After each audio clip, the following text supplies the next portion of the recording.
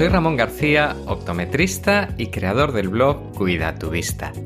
Bienvenidos a este podcast donde cada 2 domingos compartiremos contigo los mejores consejos para cuidar tu vista, charlaremos con expertos en salud visual y te aportaremos claridad sobre el oscuro mundo de la óptica. El objetivo es que aprendas a ver bien para vivir mejor.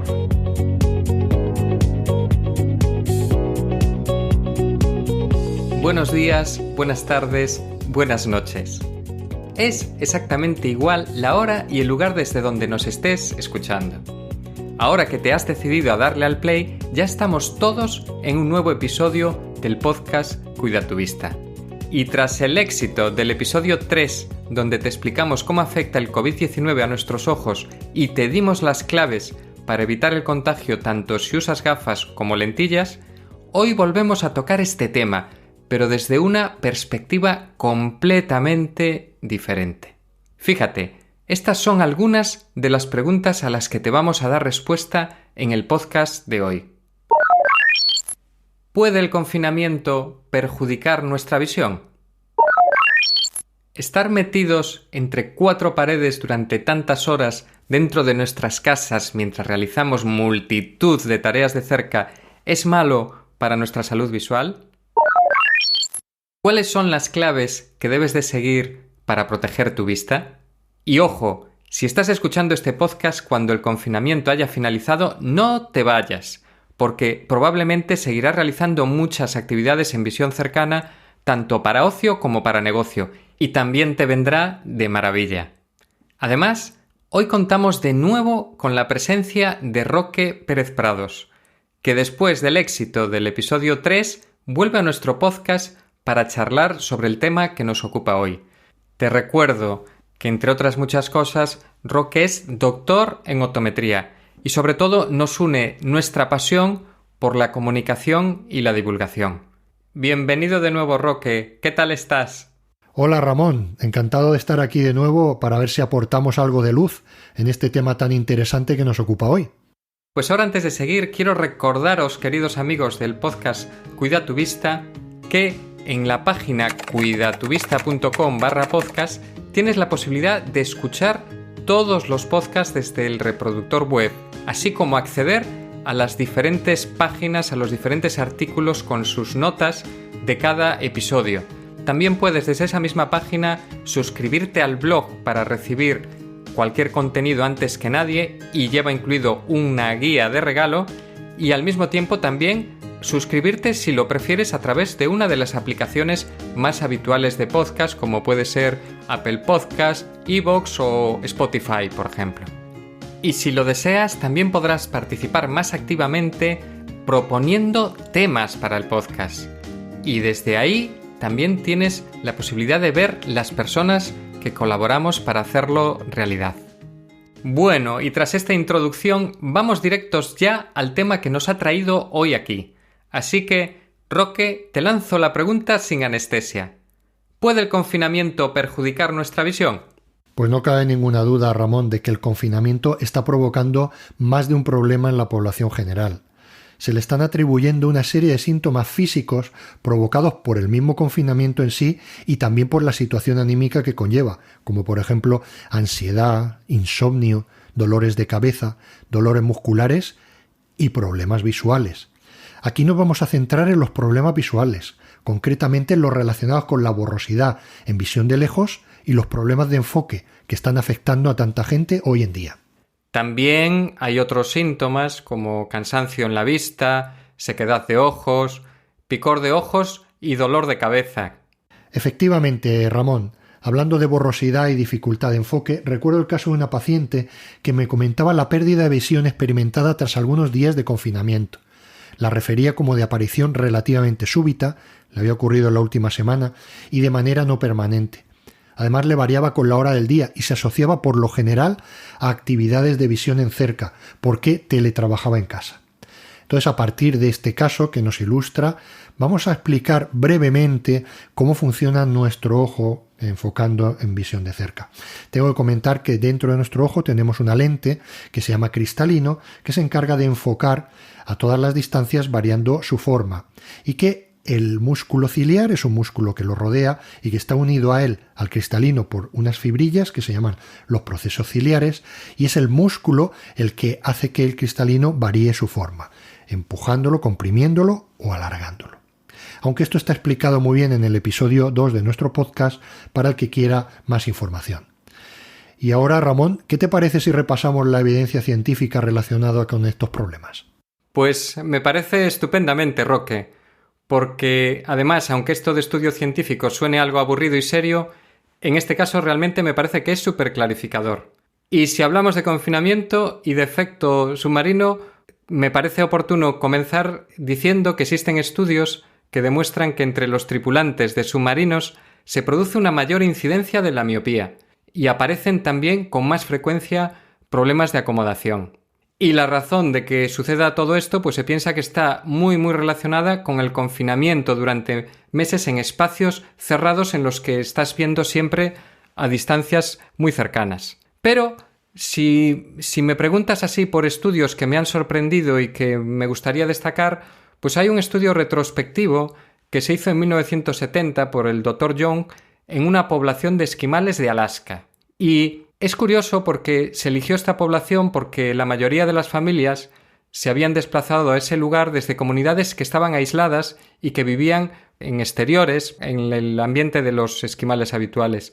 Y hasta después de la Segunda Guerra Mundial, pues no fueron a una ciudad de nueva creación que se llamaba Barrow, situada en Alaska, y fueron atraídos por la actividad económica, ¿no? Entonces, los abuelos que nunca habían estado educados en sitios cerrados y no tuvieron educación escolar y que siempre habían estado en una vida más o menos salvaje, pues el porcentaje de miopes era de solo un 1% y de muy poquita miopía.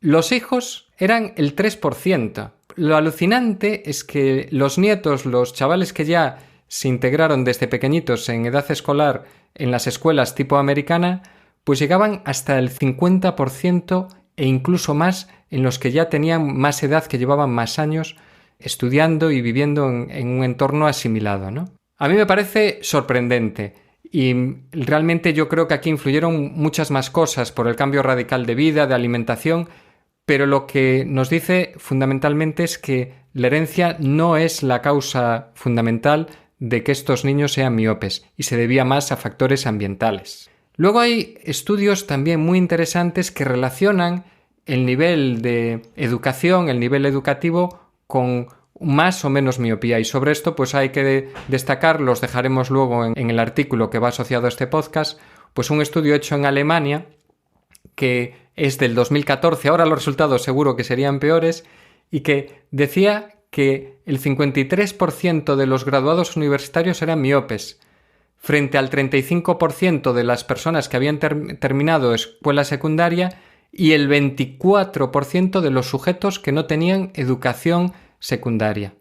Y además se observó que cada año más de escuela, más miopía. Y relacionado con el nivel educativo hay otro estudio muy interesante y curioso, que es el que se realizó en Singapur a 400.000 personas. Y curiosamente, no te puedo decir el por qué, todas hombres. No sé si son motivos religiosos o motivos de segregación en las escuelas, no tengo ni idea. Y los resultados en Asia, que son hay más miopes, pues es que habría en las personas que no estaban en educación secundaria universitaria un 40% de miopes, que ya le llega. Pero entre los universitarios un 65% de miopías. Y de todos estos estudios y muchos más de este tipo, pues nos llevan a concluir que está clarísimo que los factores genéticos influyen, pero que son muchísimo menos importantes que los factores ambientales en la aparición y en la progresión de la miopía. Y ahora, Roque, ¿qué te parece si nos informas sobre cómo afecta la exposición a la luz natural, o en este caso la falta de exposición, o el realizar muchas horas de trabajos en cerca, y cómo influye en el aumento de miopía y en los problemas de enfoque? Pues sí, Ramón, cada vez hay más evidencia de que la falta de luz natural puede influir en nuestra visión, y en esta dirección podemos citar algunos artículos publicados que hablan de ello. Hay muchos estudios que están relacionados con el tiempo en exteriores y la incidencia de la miopía, investigando grupos de estudiantes que salen al exterior y otros que no. Por ejemplo, hay grupos de estudiantes que se les deja sin salir al exterior, hay otros que se les permite salir al exterior y se comprueba al cabo de un tiempo el nivel de miopía y se concluye que esos estudiantes que han salido al exterior, el avance y la influencia de la miopía ha sido menor. Con lo cual, si aumentamos el tiempo en exteriores, concluimos esta consecuencia, bajamos el riesgo de miopía y su progresión. Además, aparecen varios factores también que pueden proteger de la miopía, como la luz brillante, que tiene una evidencia científica muy sólida, en el sentido de que cuanto más exposición a exteriores y a la luz del sol, hay menor aparición de la miopía o aparición más tarde de la miopía en niños, cosa que es clave porque cuanto más tarde aparece la miopía en niños, la tasa de crecimiento anual de esta miopía es menor. Es decir, vamos a conseguir que un niño miope, por ejemplo, tenga menos miopía cuando alcance la edad adulta. Además, también se menciona el menor desenfoque periférico, que es uno de los mayores factores que favorecen el crecimiento ocular y, por supuesto, favorece la miopía, mayor nivel de vitamina D, mayor actividad física en los exteriores, hay cambios en los ritmos circadianos que median la vigilia y el sueño y menor trabajo en visión de cerca. Bueno, Roque, pues está claro que por lo que ya nos comentas que la evidencia científica avala completamente que el estar al aire libre pues reduce muchísimo los riesgos de aparición o de progresión de miopía y además estudios hechos en muchos países con muchos miles de personas, ¿no? Y me gustaría preguntarte, pues ahora ya centrarnos en lo que es el trabajo de visión de cerca, cómo afecta el exceso de horas que estamos viviendo ahora con el tema del confinamiento y que nos va a influir durante mucho tiempo en los problemas de enfoque, los problemas de miopía. ¿Qué nos puedes comentar de este tema, Roque? Pues bueno, en relación con el trabajo en visión de cerca, tanto lo que se refiere a la lectura como con los dispositivos electrónicos de cualquier tipo y su influencia en nuestra visión, pues podemos mencionar varios estudios. Concretamente hay uno muy interesante de la Universidad de Oslo, en Noruega, donde nos dice que habla de la miopía inducida por trabajo con pantallas y la fatiga visual. Y aquí se concluye que la actividad prolongada con pantallas puede sobrecargar nuestro sistema visual, que realmente está diseñado para actividades más dinámicas, y producir una fatiga muscular y la miopía. Pero fíjate qué curioso, nos habla de que los músculos oculares recuperan un 50% de la pérdida de estas capacidades de enfoque y fijación tras solo 15 minutos de descanso. Y el músculo ciliar, que hemos comentado antes, que es el responsable del enfoque, se repone incluso más rápido. Además, en otros estudios se concluye que a más tiempo de trabajo en visión de cerca, mayor influencia de la miopía. Y como hemos hablado de la influencia del trabajo en visión de cerca en la miopía, te voy a comentar que, como curiosidad, hay colegios chinos que ponen a sus alumnos, les ponen unas barras metálicas horizontales a la altura de la frente para evitar que estos niños se acerquen al pupitre y puedan forzar la vista. Entonces, para concluir, parece que todo apunta a una misma dirección. Los comportamientos visuales y el entorno pueden ser factores importantes que influyen en la aparición y en la progresión de la miopía. Y ahora, Ramón, ¿qué te parece si damos a nuestros oyentes unos consejos de salud visual para evitar en la medida de lo posible estos problemas? Pues me parece perfecto porque seguro que nuestros oyentes los están esperando como agua de mayo. Y además, estos consejos que en este momento que estamos terminando el confinamiento, pero que a lo mejor tú estás escuchando, vete tú a saber cuándo, son útiles para cualquier persona que pasa mucho tiempo en interiores y pueden ayudarte a mejorar tu higiene visual y mantener una buena visión. Me gustaría empezar con lo que es la regla 20-20-20, que la inventó un optometrista californiano que se llamaba Jeffrey Ansel y que nos dice que cada 20 minutos de trabajo de cerca debemos levantar la cabeza y mirar a algo que esté a más de 20 pies, que son aproximadamente 6 metros, durante 20 segundos. Y esto yo le añadiría el realizar 20 parpadeos. De este modo mantendremos en buena forma nuestro cristalino y el músculo ciliar que se encarga de moverlo, así como relajaremos la convergencia, evitando esta tensión que nos produce estar muchos minutos enfocando de cerca. Y mantener una distancia de trabajo adecuada, nunca inferior a lo que se llama la distancia de Harmon. ¿Qué es la distancia de Harmon? Pues mira, es muy fácil. Tú coges el puño y lo cierras, pones el antebrazo recto y te colocas el puño debajo de la barbilla, ¿vale? Entonces todo lo que va desde la barbilla, el puño hasta el codo sería la distancia máxima a la que te puedes acercar un texto a la hora de leer. Cualquier objeto que acerques más va a requerir de un esfuerzo visual mayor para su enfoque. Y cuando estés trabajando en cerca o haciendo deberes o estudiando, es también muy importante mantener una postura adecuada en la silla, con la espalda y los antebrazos bien apoyados. Lo ideal sería incluso usar un atril con unos 30 grados aproximadamente de inclinación para poner ahí el texto que estás leyendo. Y si usas ordenador, pues tienes más recomendaciones de ergonomía en el episodio 1 de este podcast, donde te hablo de tips para estudiar o teletrabajar desde casa. Y además, si usas un flexo, ponlo siempre al lado contrario de la mano con la que estás escribiendo, para no hacer sombra. Y si es posible, mejor comprar uno que sea regulable en intensidad y temperatura de color. Y sobre temas de iluminación, evita por favor en lo posible trabajar con una ventana que esté situada por detrás tuya, porque va a provocar molestos reflejos o en el texto o en el ordenador. Y lo ideal es que la luz te llegue de lado, porque si lo hace también por delante, puede provocarte molestos reflejos, en este caso en los ojos.